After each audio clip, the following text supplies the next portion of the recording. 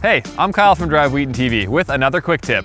With colder weather on the way, it seems like a good time for a little reminder on why it's important to maintain proper tire pressure. Tires are one of the most used parts of your vehicle. You drive on them every day, but they're often the most neglected. Remember, they lose pressure when it gets colder. For every 5 to 7 degree drop in temperature, your tire is going to lose 1 psi.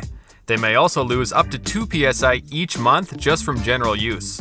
So get yourself a decent tire gauge and make sure to check the tires at least once a month. And don't forget about your spare.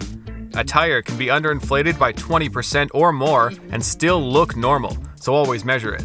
The tire information label is usually located inside the driver's door frame. Proper tire maintenance is not only key to safe driving, but will also improve fuel efficiency, extend tire life, provide better handling, and help prevent avoidable collisions and breakdowns. If you want more information, check out our video Understanding Tire Pressure, and make sure to stay tuned for more quick tips.